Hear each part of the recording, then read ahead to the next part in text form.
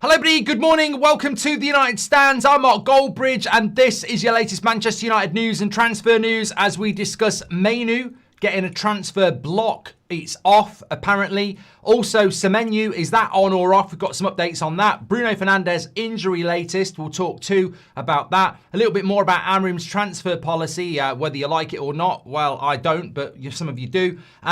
Also, we'll be talking about success for McTominay and for Rasmus winning the cup in Italy last night. A brighter future than Manchester United. Is that something that's on the agenda again? I don't know. But look, lots to get into this morning. Hope you're doing well. It was the night before Christmas Eve, if they want to call it that. They're probably going to give it 10 years and we'll be giving presents out for this. But on that context, Solid Blake says, Merry Christmas, Mark, and all the United Stand team, the brilliant mods and the great community we have here. Here. Merry Christmas to everybody. Okay, let's start off. Look, I do want to talk about Semenyo. This is what Fabrizio is saying. More contacts took place with Semenyo and both Man United clubs who have presented their projects, ideas and financial opportunities to the player. Liverpool at the moment have not properly entered the race. That's from Fabrizio. We'll talk about that in a moment. But first of all, I want to start off with this story coming out from Sky this morning. Mainoo is set to stay at Manchester United in January due to Bruno Fernandes' injury. Now, what are your thoughts on this? I almost want I want to run a poll on this. Should Mainoo stay? Yes or no? Just if you're watching live, let us know. If you're not watching live, put a comment in. I find this ridiculous, right? Because let me get around this. If Bruno Fernandes doesn't get injured, he plays every bloody minute of every game, yeah? And Mainoo gets ignored, right? But the minute he's injured, Mainoo gets used. So I'm sort of like, hold on a minute. You've basically took the kid to the brink mentally. You know, you've basically made him feel worthless, you know. And now, because you can't use Bruno, you're like, oh, I want you to stay now. You're not going anywhere. I mean, I just think, does this not reflect really badly on the club, maybe the coach, Wilcox, whoever, that we didn't just make him feel valued in the time that we might need him? I don't like the way we're treating players. And look, some of these players have behaved badly at Man United, but cause and effect, anybody? You know, people go, oh, they're entitled, this, that, and the other. As we said last week, they're on social media doing things they shouldn't do, but Man United are telling them to be on social media all the time doing things they shouldn't do. We create these monsters, if you want to call it that. But I think in the case of Mainoo, I want to see him go in January. I think we have destroyed that relationship to a point that it's hypocritical to now say, can we use you? Because let me use an analogy, okay? You've got two, let's say, girls, you know, women. It could be men. It could be cars, whatever, right? Two things, yeah? And you favour one of them, right? So you're always going, love, I'm taking you out tonight. Love might get you a slap round the face in 2025, to be honest. I'm acting like I'm dating in the 90s. It's been that long. I'm a happily married man. But I'm taking you out tonight. Here's a nice new dress. Isn't she great? You take her out, you know, paparazzi. Oh, yeah, what do you want for Christmas? This, that, and the other. And then you've got another one on the go. And you're sort of like, nah, is it my turn? No. And then you send them WhatsApp messages going, you know what? It could be you tonight. It could be you. It could be. I do value you. I do like you. Well, why don't you take me out? Well, it could be you tonight. Guess what? It's not. It's not. Where's my Christmas present? You're not getting one. You're not getting one. And then the one that you've been giving all the gifts and all the praise and taking them out, suddenly they piss off on a holiday for a month and you go, oh, well, I want to spend time with you now. I do want to spend time with you now. And I sort of, that's how I feel about it. It's sort of like, or if it was a car, you've got two cars in the garage and one of the cars, you're always taking it out, you're always washing it, and the other car's there in the garage getting dusty and you're going, dangling the keys going, hey, I'm going to take you out for a drive. Fuck off. I'm only joking. Piss off. Put them keys back in the house. You know, and I feel that that's like how we've treated Mainoo. And now Bruno's injured and it's like, you're not going.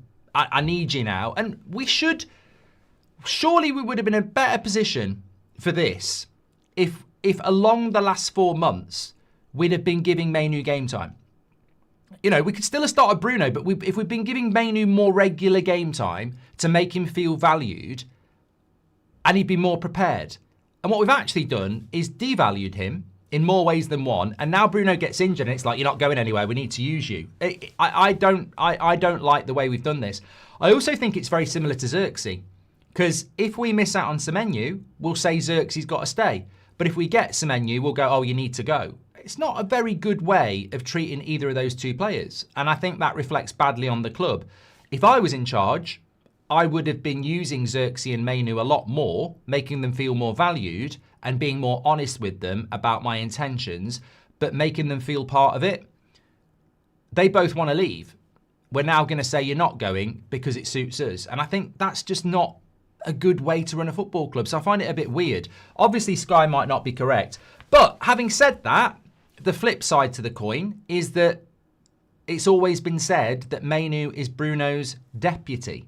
So with Bruno out injured, then Mainoo as the deputy probably does make sense. But what we've also got to factor in, and I didn't speak about this last night, and from the rumour mill, nobody is buying the fact that he had a calf strain against Villa. Nobody. In the industry, nobody is buying it. They're like, hold on a minute. You played well against Bournemouth in a cameo. Your brother wore the T-shirt. You never came out and said anything about it. You're ready to start against Villa. You're not even on the bench with a calf strain, but apparently you're going to be back in a few days. I mean, who has an injury that, you miss one game, but then you're back a couple of days later? So nobody's really buying that either. So it's messy. It's messy, isn't it? And what needs to happen by the sounds of it is that we need Mainoo to feel valued. It's like Gaz says, they're just sloppy seconds, Mainoo and Xerxes. And I don't like that. I don't like that statement, but you're probably not wrong. We've treated them really, really badly, and now we need them. And I think this is why we fail, because I don't think we treat anybody well. I don't think the club treat you well. Who does this club treat well? I think they treat fans like shit. I've said that for years. I think fans are treated like morons, mushrooms, feed us on shit, keep us in the dark, take our money. So I don't think this football club represents what it used to anyway. But it's going to be very interesting now, because surely Mainoo's in the position of power. If he says I want to go, he could easily force a move. He could easily put it out there again that he wants to leave and he doesn't want to play for Amorim. In which case, we as fans would go, well, he doesn't want to be here. So I think I'd say Mainoo's in the position of power. I don't think he was in the position of power last week. I'd say he's in the position of power now, because United are desperate and they don't want to buy a midfielder. And they haven't got Bruno. So I suspect Man United, for all their bravado last week, are suddenly going to be on their knees begging Mainoo, please don't go. So it's going to be very interesting. S-Clad says I'd leave on principle. I personally, if I was Mainoo, I'd be like, I want to leave. I don't want to leave permanently, but I want to leave. I don't want to play for you this season. I want to leave my headspace. I want to go on loan. Because I just don't think that I don't think this relationship will work out, but we'll have to wait and see. Jack says, hijack the Gehi deal in January. Experience and no system. We have defence injury concerns. Keep Martinez CDM. Allows Maguire to leave in the summer as well. I would love to sign Gehi from Crystal Palace in January, mate, but I don't think we've got the money to do it. Also, I don't think he'd want to come to Man United. I think he seems like he's quite switched on. And although that's massively offensive to this club, but, I saw a quote from, I think it was Andy Mitten was talking about it yesterday, and he was going on about we're Manchester United, basically. We're Manchester United, we're massive, we've got a massive fan base. And I thought, that's all we got. That is literally all we've got. The only card we can play now is we're Manchester United, we're massive, look at our fan base. Yeah, the fan base that's absolutely neglected by this ownership and not listened to, that's actually their only card. You can't say to a player now, come to Manchester United and be successful. You can't say to a player, come to Manchester United and get better. All you can say is, come to Manchester United, we've got a huge fan base and your status will grow. And that's literally all we've got now. And it's right. I want Semenyo to sign for Man United. I want Gehi to sign for Manchester United. I want Anderson to sign for Manchester United. But on every single one of those, all we've really got is look at the size of the fan base. Look at the size of the fan base, Amorim has got interpersonal issues, says Keel. Martinez has, as a 6, gave me comfort like Lemens did, better than what we had. Is that good enough? We need midfield sorted in January to have any chance of Europe, says Chris. Tom Grant says, morning all and Merry Christmas. As I said yesterday, Nice are signing midfielders. We aren't. Fabrizio's tweet from last night, even when we have injuries, says Tom Grant. I need to look at this tweet because I didn't look at it. Al Book says, Feliz Navidad. Terrible news about Chris Rea. Enjoy the festive period with the Goldbridge family and forget about United till the 27th. It's the 26th, Al Books. But Feliz Navidad and Merry Christmas to you as well. Yeah, very sad about Chris Rea. He sang Driving Home for Christmas. And he died yesterday. Yeah, let's just have a quick look at this Fabrizio Romano tweet. So what was he saying about last night? 10 hours ago, Barcelona, Rasmus, Origi, Fulkrug, Liverpool, Napoli, Nice, make approach for Moroccan midfielder. Okay, that was from Fabrizio. McKennie.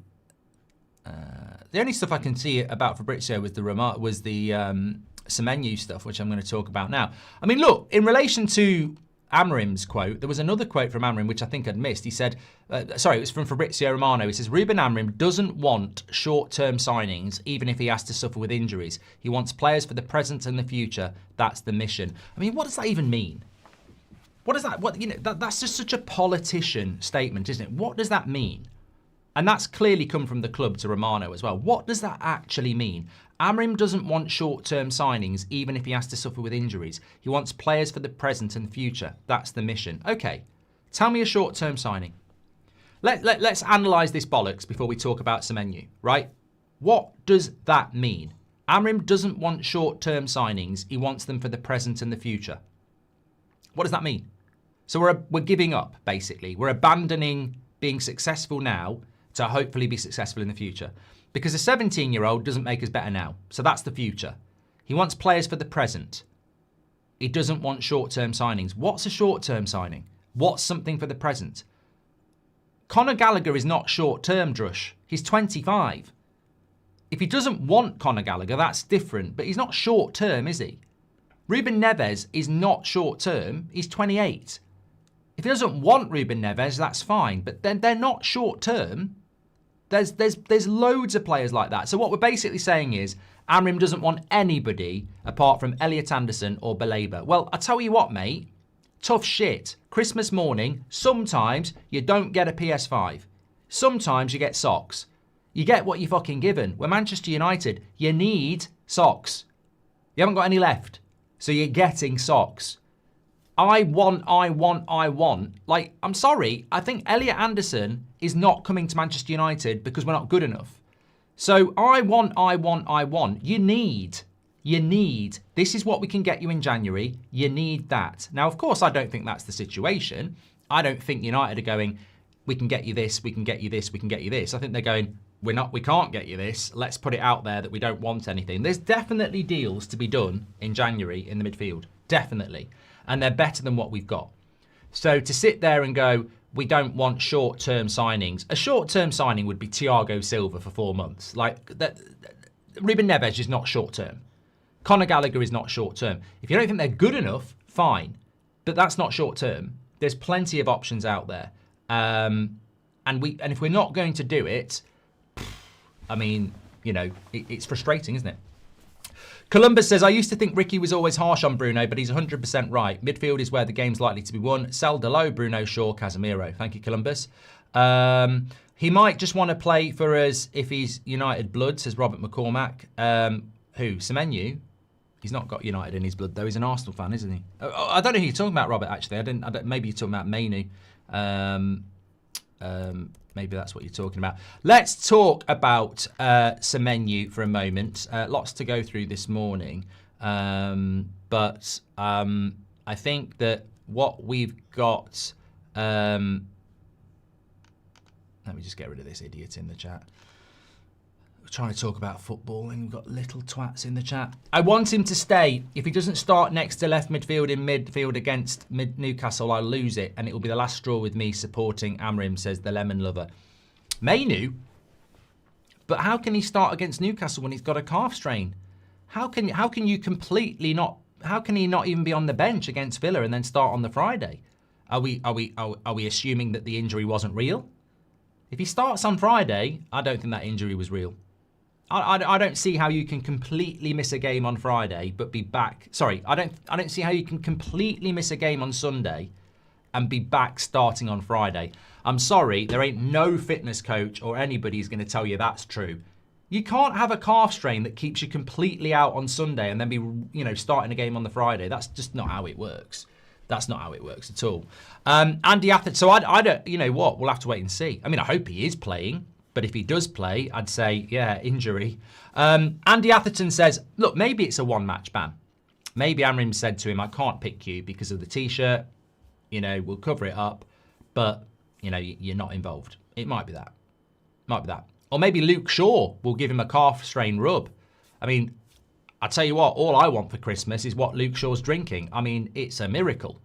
This guy cannot stay fit.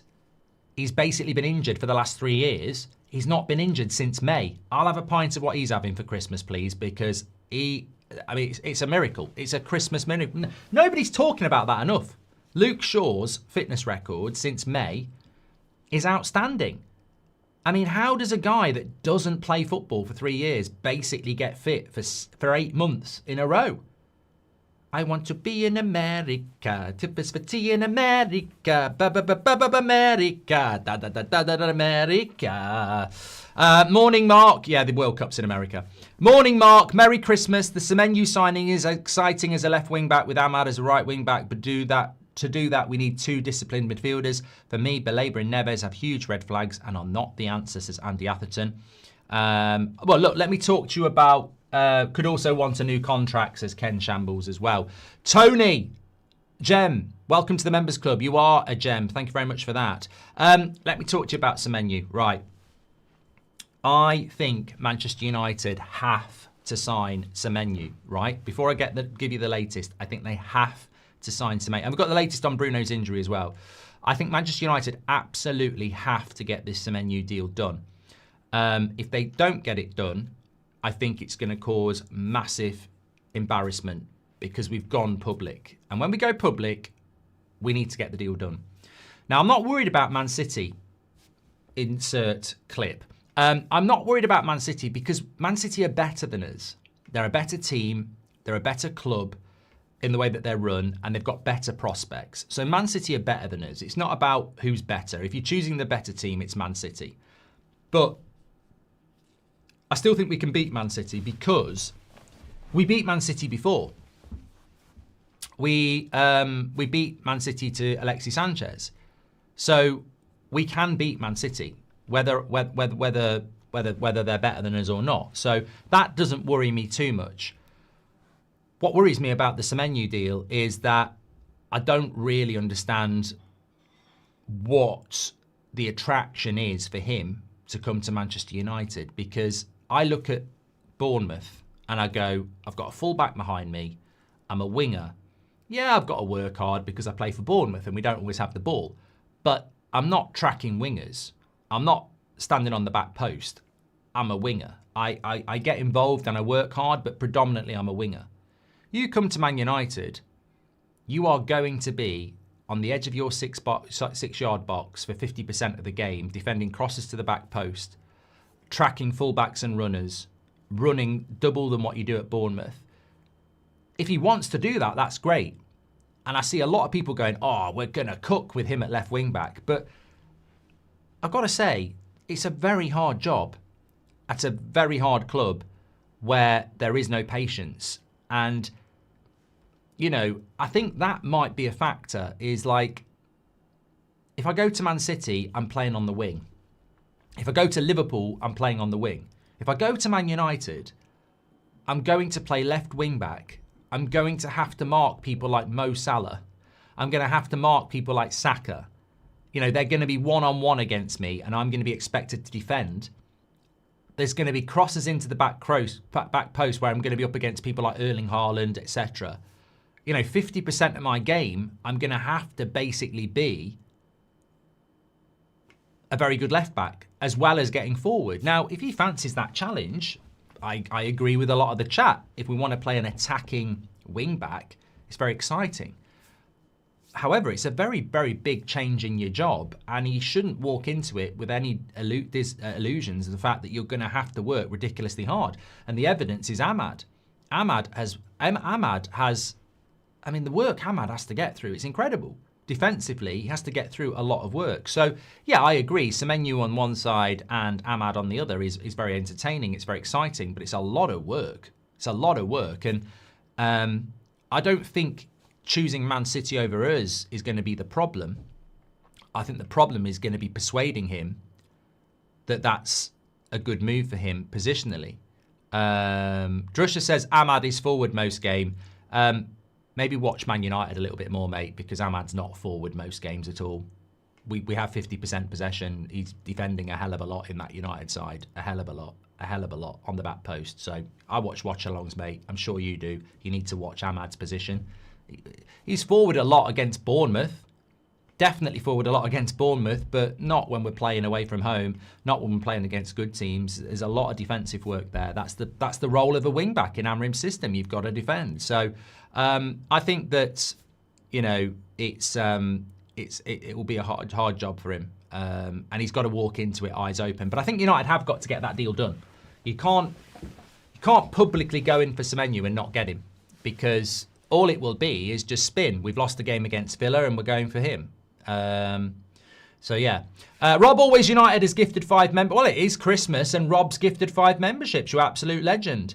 Also, we've had 5 memberships gifted by Andy Atherton, another legend of the chat. If you got one of those, thank you, lads, Andy and Rob. We beat other teams with big wages, says Keel. Andy Atherton says, don't let Mainoo leave and use Martinez as a centre midfielder. It costs us nothing in January. We can use injuries and AFCON as an excuse, says Andy. Yeah, I think he's been a bit sarcastic there, but you're not wrong.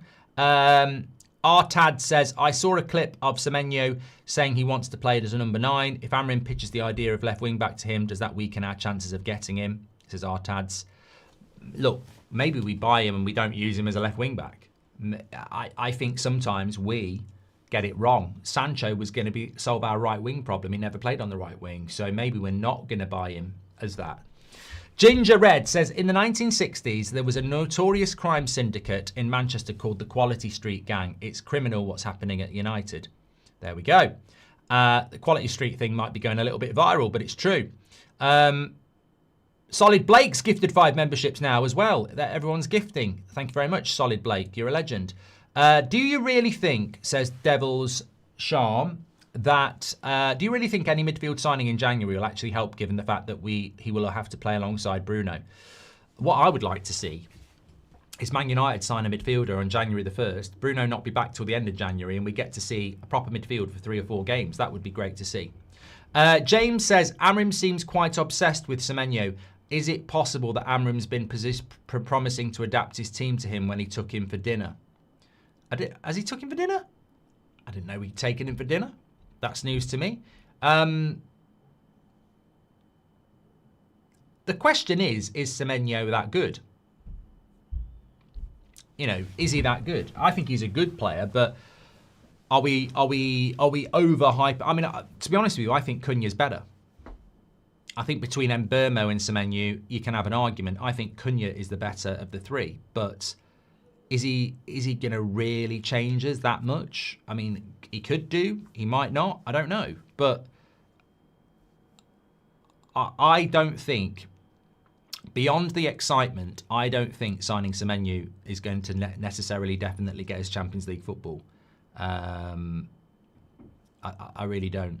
I also think Liverpool would be stupid not to swoop in and sign him. I mean, I think Liverpool's the perfect place for him, to be honest. But whether they're going to come in or not, I don't know. Dave the Brave says, we don't need him. How about buying wing-backs that can cross for our 70 million striker? There's a thought, says Dave. Yeah, I don't think Semenyo's much of a crosser either, is he? I don't know. I must admit, I don't watch Bournemouth a hell of a lot. And most of what I see of him is goals. But I don't know whether he's a creative or not. But Clive says he's brilliant at crossing, Mark. Well, there you go. So look, you're not going to get any negativity from me about signing Semenyo. I just think the club have got to do it. I also think it's hilarious in a not hilarious way that we're not buying a midfielder. But I don't personally think Amrim knows what he's doing, Wilcox knows what he's doing, Barada knows what he's doing, or Sir Jim Radcliffe knows what they're doing. I don't think they know what they're doing. I don't know what the vision is, so therefore I don't know what they do. I don't think they know what they're doing. I'll keep saying it. If we buy 2 midfielders, stick them in the midfield, we'll start seeing progress, and I can get behind the project. But buying forwards, I just don't think that really is the thing to be doing at the moment. Even though it's another good forward, I'm like, are we really understanding what the Premier League's all about? I look at good Premier League sides: Chelsea, very good midfield; Liverpool, very good midfield last season; Arsenal, very good midfield; Man City, very good midfield; Newcastle, very good midfield; Aston Villa, very good midfield; Man United, buy another attacker. I'm like, I don't know what the plan is, and until I see that. Well, look, it's not even until I see that. I'm not throwing out question marks. I'm throwing out facts. And I think a lot of you agree with me. Buy 2 midfielders as soon as you can, and this team will be better as it is. You don't even need to buy Semenyo. You don't need to buy him. If we do get him, great, but I don't even think we need him. I really don't. I think you've got Ahmad, Mbeumo, Mount, Bruno, Xerxes, Sesko. I don't think we even need an attacker. I would spend £60 million on 2 midfielders and we will be fine. We'll be in the Champions League. And then in the Champions League, you can go and get another forward. I think we're doing it wrong. I think get Champions League football, then buy your left wing back who could be somebody else. I think we're doing it the wrong way around, but you can't deny he's a good player. The latest on it is that we are heavily in contacts presenting projects to the player and the club. Liverpool at the moment have not entered the race. This is from Fabrizio Romano. Man City are involved as well. I do feel... No, I'm not going to jinx it. I'm not going to jinx it, but I do feel we have to get this deal done. I think we've made too much noise about it, that if we don't get it done, it's embarrassing. And one thing I do know about that football club is that they really don't want to be embarrassed. So I think there's a very good chance that we will get him. Whether he's making the right move for his career, well, that's on him. But I think there's a good chance we will get him.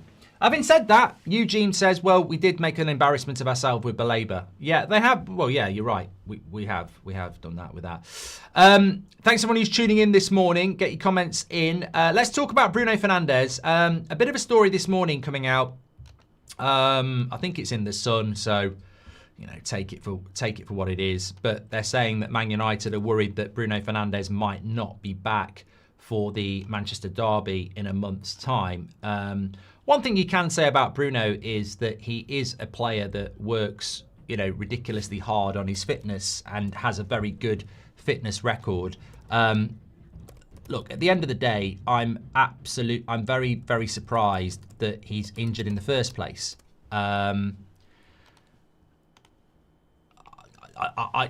Bruno and muscle injuries is just not something that I would normally expect. Now, we're playing Man City on the 17th of January. So that's what? 1 week, 2 weeks, 3 weeks. It's about 4 weeks away, aren't we, from it? So, he could be back, he might not be back. I think the problem with this is that Bruno Fernandes with an ankle strain or a knock on the ankle, missing a game here and there, I'd expect that. Sometimes Bruno goes into tackles, he gets a kick on the ankle, it's sore, he can't run properly, he needs a few days. This is a soft tissue muscle injury. So with hamstrings, there are different grades. If he's done it really bad, which I don't think he has, he could be out for 3 months. If it's medium, he could be out for a month to 2 months. If it's just a minor tear, grade 1, it could be 4 weeks. But you can't rush people back with this. It's not like bruising. It's like if you rush back, you will tear the muscle again.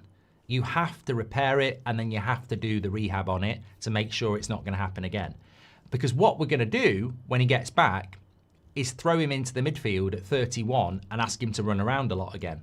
So it's one of those injuries where it's not even about can we get him back quick. it's like we've got to get him back, and he's got to be fully fit, because the minute he's on the pitch, he's going to be intense again. And when he's intense, if there's any weakness in that injury, it's going to go again. So he's going to, as Gaz says, he's going to need the time needed, and he's going to be impatient, and Amrim's going to be impatient. So we're going to be very, very careful with this. My thing, and I have said it a couple of times, I might have said it on YouTube, I've certainly said it on Twitter. My issue with this is that, and I just want to just double check this, because obviously I think Bruno is 32 in September. I think that's right. Yeah, he's 32 in September. So what we've done, XCO says, I thought you didn't want him. Yeah, but that's the sort of moronic opinion that a moron comes up with, or somebody that doesn't actually watch the show. To be fair, I've heard this so many times over the last few days. Oh, United fans are moaning about Bruno being injured, and yet they didn't want him. But that's not. I've even heard people calling in on radio stations going, United fans are idiots. They're moaning to sell him, and then the minute he gets injured, they're crying about it. No, and they're all smug on the phone doing it. Yeah, I'm like, don't call United fans without actually having the evidence. Most United fans just want Bruno to play as a 10. And if he's playing as a midfield, we'll sell him. I saw Jamie Carragher's Premier League team of the season so far. Bruno Fernandes was in it. The hilarious thing was he was a number 10. I was laughing my head off, right? Laughing my head off about this. This is Jamie Carragher's Premier League team of the season, right? So, Roofs in goal. Muniz, Gehi, Gabriel Calafiori, Xhaka, Rice, Bruno, Semenyo, Rodgers, Haaland. So Carragher has picked Bruno Fernandes in his team of the season as a number 10, and he doesn't even play there. He plays in the midfield. So that's what United fans think. The vast majority of us are play him as a number 10, not as a midfielder. So of course we're going to, miss him, because even in the midfield, he'll still go and take a corner or a free kick, which he'd do as a 10, and make things happen.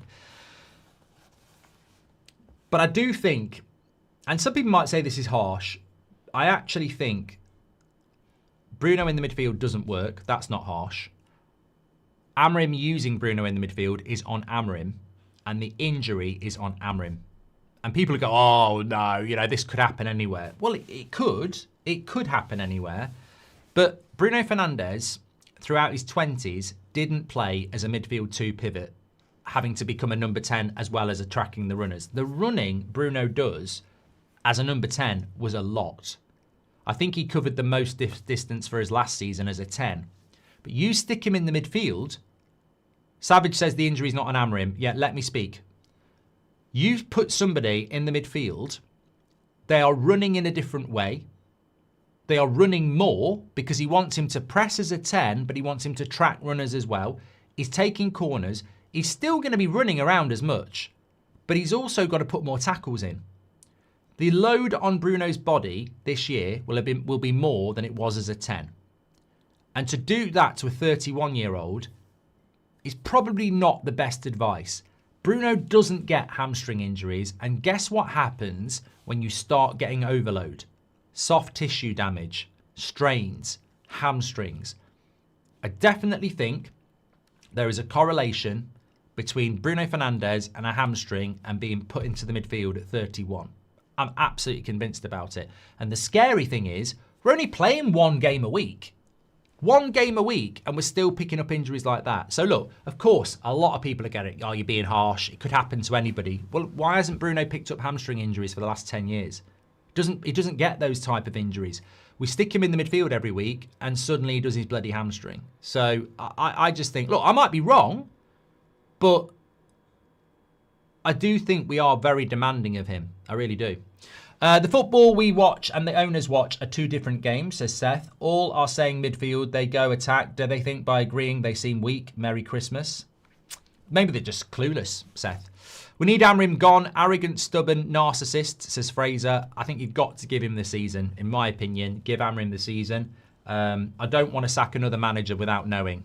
So my stance hasn't changed. we have to give him the season. If he fucks it up and we sack him, at least we know he'll have had 2 really bad seasons. But you can't sack a guy on half a season that he inherited and half a season that's about him. He has to be given the season. I know it could be a bumpy ride, and I know he gets a lot of criticism, but I think most people are on board that we've got to give him the season. I mean, some people want to give him another season as well. And I think he will get another season, but that doesn't mean at the end of this season I wouldn't say get rid of him.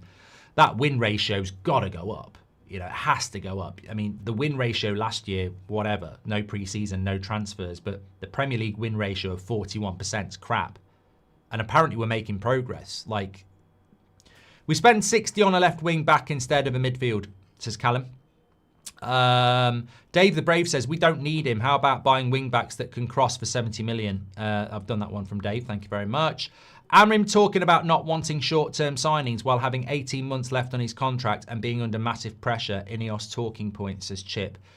Well, that's sort of it's a great point, Chip. That's sort of why I said about Amrim doesn't want short-term signings, but he wants to give Casemiro another contract. He wants to give Harry Maguire another contract. I mean, we can all rinse it if we really want to think about it. I don't want a midfielder in January. I want to wait till the summer, even though it's a glaring hole in our team. And they cover it up with, we don't want short-term signings, but we are talking to Maguire about a new contract, and Maguire's been injured for a lot of the time in the last 2 years, but we want to give him a new contract. And we also want to give Casemiro a new contract, and we're probably going to give Tom Heaton another contract. Why not? They're so, Luke Shaw, probably going to keep him, aren't we? It's not. There is a hypocrisy there. Of course there is. Let's just talk about some of the. I mean, look, Antonio Conte made a very interesting point. I don't know whether you know, but Napoli won last night, 2-0 against, I think it was Milan in the Italian Cup. So Rasmus posted something about what a great decision looks like, holding a trophy. And then Antonio Conte said, now all people keep talking about Højlund and McTominay. Remember, they were not playing at Manchester United. Ask yourself some questions. Me and my staff must have done something right. There has to be a reason. I'd love Conte at Man United. I would love Conte at Man United. I really, really would. I said it at the time. I think it was Neville who was saying that Conte's not a Man United manager and he can't be a Man United manager. I mean, that's probably a big reason for Conte not to be a Man United manager, because you don't want the ex-players against you from day one. I think Mourinho had that. Didn't work out well. But I remember saying I wanted Conte at that time when Neville said no. I would love him at Man United. He will never be a Man United manager, but I would love him at Man United because he doesn't take any shit. I genuinely believe that we need somebody with experience who doesn't take any shit at that football club. Now, there aren't many people like that in the modern game, but we definitely need a disciplinarian that gets backed. I don't think Amrim's a disciplinarian. I think he's a young manager with great potential who's trying to learn his way, but he's not a reputational disciplinarian. He's coming from Sporting. Conte's been at Chelsea, he's been at Juventus, Napoli, and he succeeds everywhere he goes. So I think that I would love. Look, we won't get Conte, we won't get him, but he has a very good knack of improving players, and there's nothing wrong with Scott McTominay, by the way, and there's nothing wrong with Rasmus Højlund in relation to mentality. You may have your issues with their suitability. I mean, McTominay was not a midfielder. As a number 10, I think he worked very well for us. He scored a lot of goals. Rasmus was not a problem mentality-wise. He just was struggling. He wanted to stay at the club, and then this opportunity came up, and he took it. He wanted to stay and fight for his position, and would have been a very interesting season if he had, but he definitely made the right decision. So you can't knock McTominay and Rasmus for going off elsewhere and doing well. The question is, how many more players are going to do that? And how are we going to change this culture at Manchester United? Because I agree with what McTominay said at the weekend. It's a myth that Man United, you can't be a good player at Man United. You can be a good player at Man United, but we've got to create the environment for that to happen. What Conte said is true. They must be doing something right that Man United aren't. And I think it's the culture. I think that's what it's all about. We do need a disciplinarian, though. But we also need a vision. you know, I think if you brought in a Conte or a Pochettino or whoever, you would expect what you know about them. You know the way they play, you know what they're going to try and do, and then they'll do the other things as well. I think the concerning thing about Amorim is that I thought I knew what he was going to do based on Sporting, and we just haven't seen it. But then again with Ten Hag, I thought I knew what he was going to do, and we haven't seen it. And that has to that comes from above. That where is the support?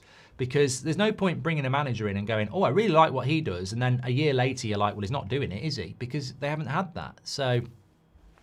Michael Doherty says, Merry Christmas to Mark and the United Stand community. May VAR be kind, trophies return, and belief stay strong. Always united, says Michael. Thank you very much for that. Jao says, we've had Mourinho, Van Gaal, and Ten Hag. Yeah, and Mourinho won trophies, and Ten Hag won trophies. Like, I think what you're trying to do is say that we've already tried that and it didn't work. Comparable to now, it was Christmas. You know, Ten Hag won the Carabao Cup and the FA Cup. Mourinho took us to second, won us the Europa League and the Carabao Cup. So I regret sacking Mourinho. I don't think we should have sacked Mourinho. I think that was the opportunity to, you know, kill off player power, and we promoted it. So, look, at the time, we all wanted to sack Mourinho, but in hindsight, we're in a lot better position then than we are now. So I don't think I would look. What I'm saying is I can't get on board with your opinion that, well, we tried that and it didn't work. No, we tried that and we decided it didn't work, but in hindsight, it bloody did compared to where we are now. Ten Hag finished third as well. Look, I don't regret. I'm not criticising people for saying Jose out or Ten Hag out or whoever. The problem is, at the time we sacked Jose, we didn't think that was acceptable. He'd just finished second and we were probably, I don't know, in the league. So at that time, we felt that was unacceptable. When Ten Hag was heading out of the club, winning the FA Cup and being 8th wasn't acceptable. So he got sacked. Now, we're losing Europa League finals to Spurs and finishing 15th. And that's just what we are. So it's not wrong to have said sack Jose, sack Ten Hag. But what is absolutely clear is that the standards are dropping, because where we sacked Jose, where we sacked Ten Hag, and where we are today is a lot lower.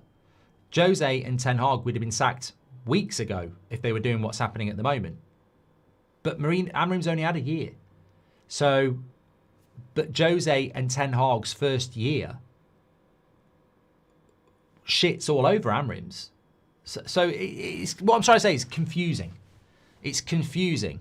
There are no standards, says anonymously, but there is no vision either. It is a very confusing time. And maybe it's going to be a different time. But when I look at Jose and I look at Ten Hag, their first year were good. They were good. Like, Jose won us the Europa League and the Carabao Cup, and we qualified for the Champions League. Ten Hag finished third and won the Carabao Cup, and we qualified for the Champions League. So they had good first years, and then things started to go wrong. Under Amorim, the first year is shit. But maybe it's going to get better. So, but I need to see a vision, and that vision for me is that midfield. Sid says, so is Amorim out then? Sid, literally in the last 10 minutes, we've just spoken about this, and you might have come in the last 5 minutes, but I'm a bit tired of, so you're Amorim out then, because I've said it multiple times. I think he's got to be given the season. I want to know the story before, I want to read the book before I give a review on it. And I think he has to be given the season. No matter how bad it gets, he's got to be given the season. That doesn't mean I can't sit here in February and go, he's never going to be the guy. But the January transfer window is really important. And signing Semenyo is very exciting. But I'll tell you now. I've told you. If we get 2 midfielders and stick them in that midfield, I'll be a very excited person, right? I will be on board. I will see progress. I'm absolutely convinced that 2 decent, disciplined, composed midfielders will take this team to the next level. And I don't know whether anyone else has picked up on it yet, but I find it really frustrating that we can see it and everyone else can see it, but the people that matter in the club cannot see it. And if he puts 2 composed, disciplined midfielders in there, we have a future, we'll have progress, we'll have a vision. And his reluctance to do it, and the club's reluctance to do it, is very, very frustrating. But when that happens, we'll be okay. And that's what makes me, even in a 3-4-3, we will be okay. And that's what makes me think, when are we going to do it? Or aren't we going to do it? And I tell you what, if Amrim ends up getting sacked because he never got midfielders, that will be massively frustrating. It was massively frustrating when Jose got sacked because the player stabbed him in the back. Because I think we could have been onto something there. If they'd bought into it, I think we could have been onto something there. But if we end up sacking Amrim because he didn't sort the midfield out, oh my God, that will be so frustrating. What do you think is going to happen with Semenyo, Mark? Look, Sky was saying yesterday there could be a decision. I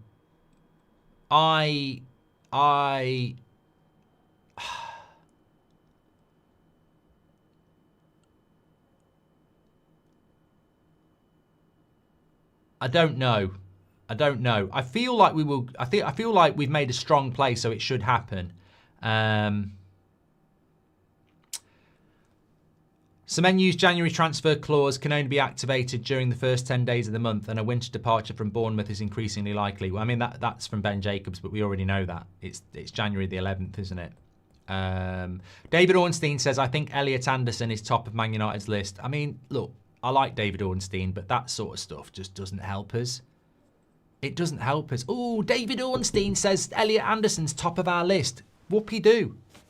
So what's top of your Christmas list that you're not going to get? Like, that stuff doesn't help us. I think Elliot Anderson is top of Man United's list. David Ornstein's doing his job. I'm not slating David Ornstein at all. That's his job. But David Ornstein saying, I think that Elliot Anderson's top of our list, just creates this buzz in the fan base, and they move away from reality of, we won't get Elliot Anderson. We won't get Elliot Anderson if we don't get Champions League football, because there's so many other clubs. And he even says it as well.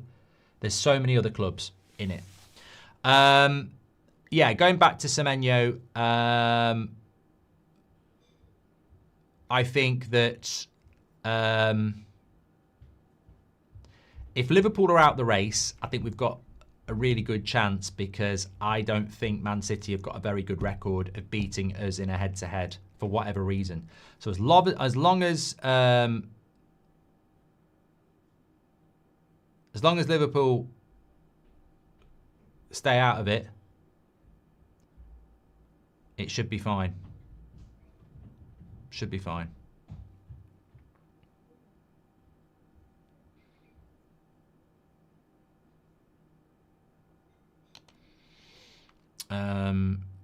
Okay.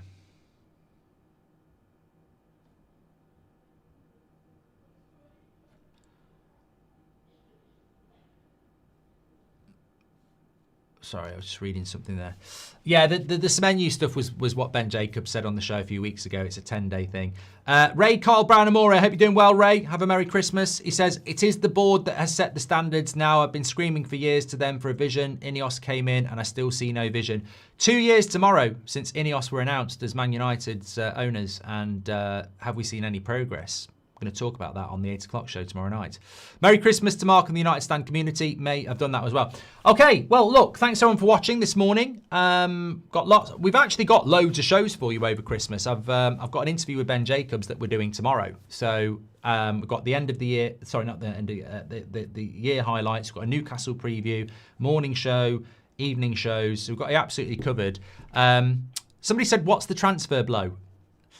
Oh, 10 o'clock every morning, mate. 10 o'clock every morning. Huge transfer blow.